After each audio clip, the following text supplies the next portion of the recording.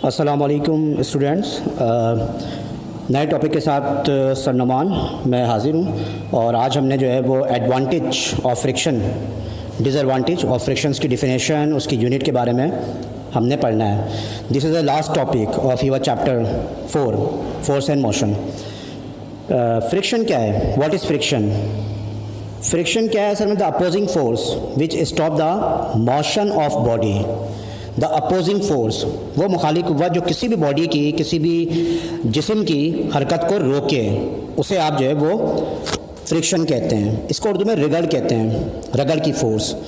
देखिए, कोई भी बॉडी है, कोई भी ऑब्जेक्ट है, अगर उसको आप हरकत दें लेकिन बिला आखिर वो कहीं ना कहीं जाके रुक जाता है, इसका मतलब कोई फोर्स है जिसने उसकी हरकत को रोका है, उसकी मूवमेंट को रोका है। क्योंकि विदाउट फोर्स कोई भी चीज़ रुक नहीं सकती।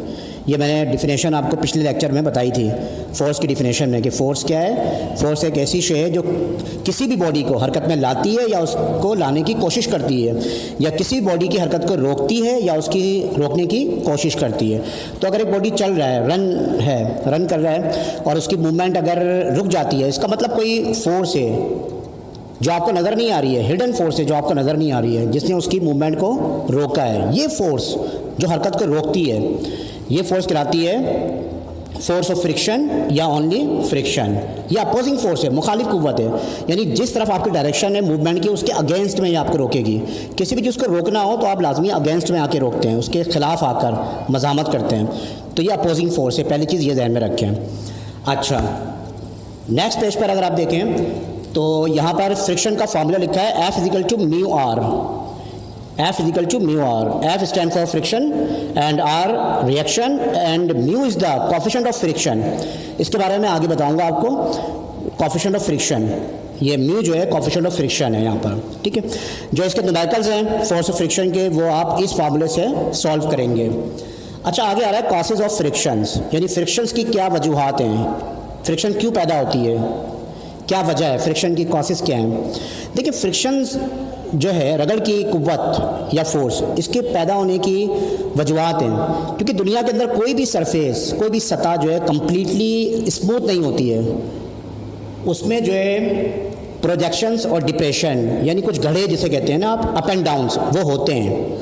अगर सबसे ज़्यादा कोई स्मूथ सरफेस है तो हम कह सकते हैं वो शीशा है या आईना है। उससे ज़्यादा कोई भी प्लान और स्मूथ सरफेस कोई नहीं है। लेकिन उसमें भी क्या है, कुछ डिप्रेशंस हैं और कंप्रेशन या प्रोजेक्शंस हैं। उसके अंदर भी कुछ ना कुछ, अगर आप उसको आप इलेक्ट्रॉनिक माइक्रोस्कोप से देखेंगे तो उसमें भी आपको कुछ ना कुछ अप एंड डाउन्स नज़र आएंगे। तो ये वजूहात बनती हैं एक दूसरे में, ये कंप्रेशंस और प्रोजेक्शंस, डिप्रेशन और प्रोजेक्शन जो है वो दाखिल हो जाते हैं, जिसकी वजह से उसकी मूवमेंट रुकती है। ये वजह बनती है। तो फ्रिक्शन को अगर आप ख़त्म करना चाहते हैं तो ये इम्पॉसिबल है। फ्रिक्शन को आप ख़त्म नहीं कर सकते, क्योंकि कोई भी सरफेस जो है कम्प्लीटली स्मूथ नहीं होती है। जब स्मूथ नहीं है तो फ्रिक्शन प्रोड्यूस होगी। बिल्कुल स्मूथ है ही नहीं कोई भी सरफेस। अगर कोई है तो हम कह सकते हैं वो शीशा या मिरर है, लेकिन वो भी कम्प्लीटली स्मूथ नहीं होता। तो ये बनती है फ्रिक्शन के कासेस, यानी उसकी वजूहात, फ्रिक्शन पैदा होने की वजूहात। अच्छा, नेक्स्ट पेज पे लिमिटिंग फ्रिक्शन के बारे में दिया है मैंने। लिमिटिंग फ्रिक्शन क्या होती है? The maximum force of friction which stop the motion of body is called limiting friction.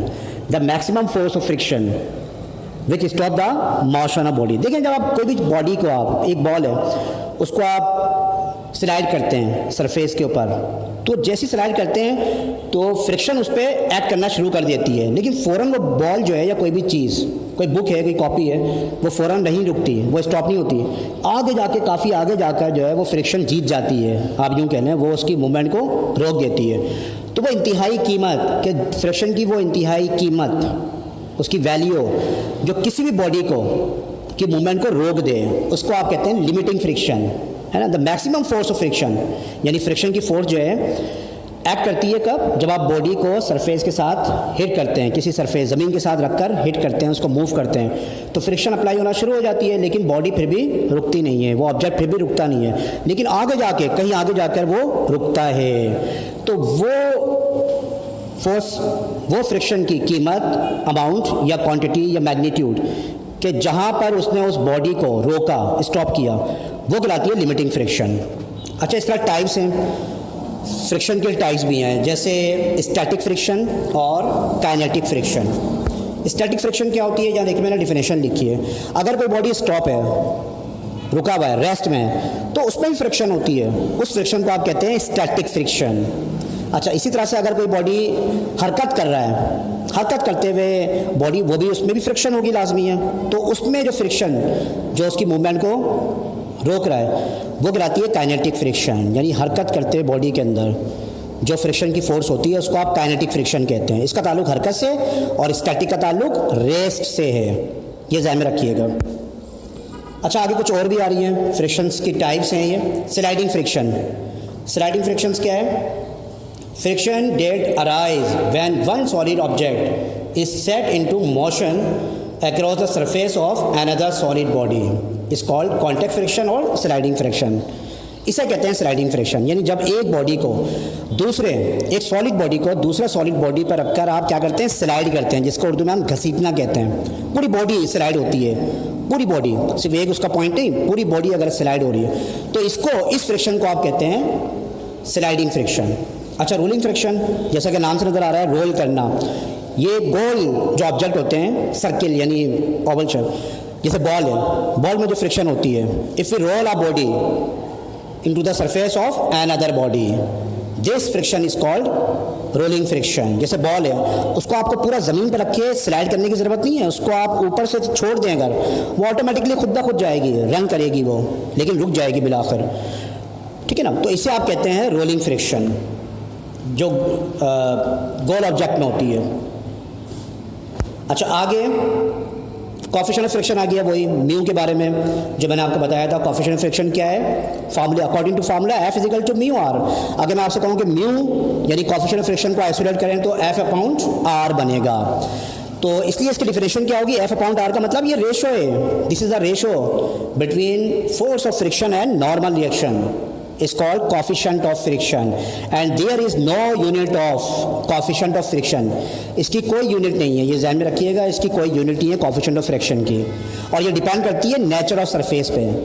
इसकी वैल्यू है, मुख्तलिफ वैल्यू है, बहुत मामूली पॉइंट में इसकी वैल्यू होती हैं, 0.2, 0.4, 0.5। ये डिपेंड करती है सरफेस कौन सी है, उस पर डिपेंड करती है। इसके न्यूमेरिकल जब आप सॉल्व करोगे तो इसकी वैल्यू आपको पता चलेंगी। अच्छा, आगे आ रहा है फिर फ्रिक्शंस के एडवांटेज।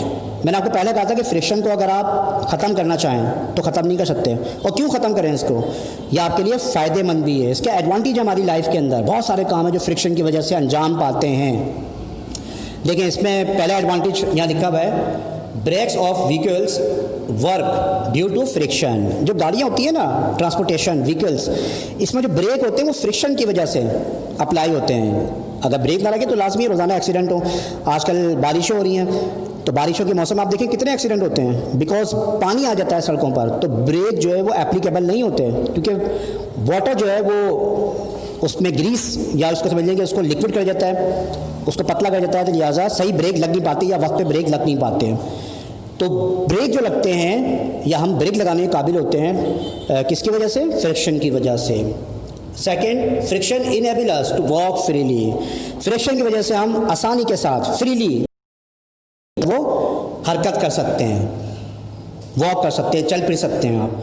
थर्ड पॉइंट दिया है, friction force help to stop the moving bodies. ठीक है, वही बात कि फ्रिक्शन की फोर्स जो है वो तमाम बॉडीज़ को, सिर्फ व्हीकल्स को नहीं, तमाम बॉडीज़ को रुकने में मदद देती है। तमाम जो बॉडी है फ्रिक्शन की वजह से रुकते हैं, आसानी से रुक जाते हैं। अगर फ्रिक्शन ना हो तो आप, we can not fix nail in the wood, यानी हम जो है वो दीवार के अंदर जो कील गाड़ते हैं ना, कील जो होती है, जो कोई भी चीज़ हम जो गाड़ते हैं उसको स्ट्रक करते हैं, वो फ्रिक्शन की वजह से होती है। अगर फ्रिक्शन ना हो तो दीवारों आप कील गाड़ लें या कोई भी चीज़ वो निकल जाए, ये फ्रिक्शन की वजह से पॉसिबल होता है।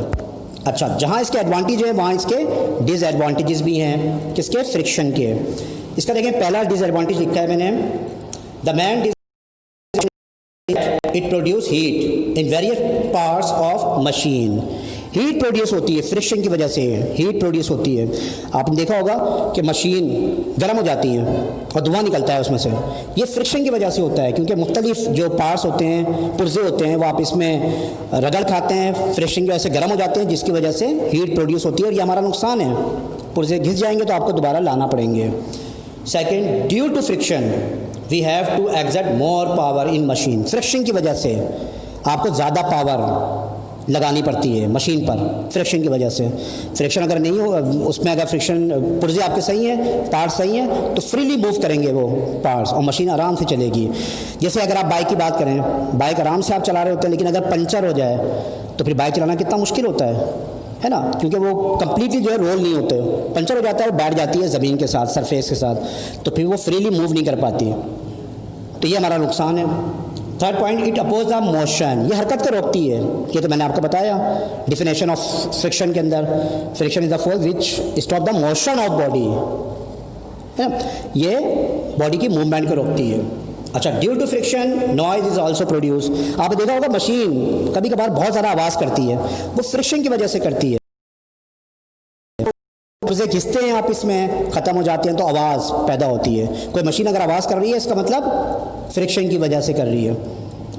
फिफ्थ पॉइंट लिखा है मैंने, due to friction engine of automobiles consume more fuel. Friction की वजह से ही क्या होता है, ज़्यादा ऑयल या फ्यूल जो है वो खर्च होता है, और ये भी आपका नुकसान है। फ्यूल ज़्यादा कंज्यूम होगा तो आपको प्रॉब्लम होगी और यह आपका ख़र्चा बढ़ जाएगा। अच्छा, ये हो गया डिसएडवांटेज ऑफ फ्रिक्शन। अच्छा, अब लास्ट टॉपिक आपका है मेथड्स ऑफ रिड्यूसिंग फ्रिक्शन। देखिए, मैंने आपको बताया कि फ्रिक्शन को आप ख़त्म तो कर नहीं सकते, हाँ कुछ तरीके हैं कि उनको अप्लाई करके आप फ्रिक्शन को कम कर सकते हैं। कुछ मेथड यहाँ लिखे हैं मैंने, उनको आप देखें। The various parts of the machine that are moving over an other are properly lubricated, है ना। जो मुख्तलिफ मशीन्स के पार्ट्स होते हैं उनको कम्प्लीटली आप जो है लुब्रिकेटेड कर दें, यानी उसको ऑयलिंग कर दें उस पर, तो फ्रिक्शन कम हो जाएगी। जैसी आवाज़ करते हैं ना पुर्जे, तो आप उसमें ऑयल डालते हैं। ऑयलिंग करने का मकसद ये होता है क्योंकि वो ग्रीस या ऑयल डालेंगे आप तो वो एकदम रवा हो जाते हैं, फ्रीली मूव करना शुरू कर देते हैं और आवाज़ कम हो जाती है।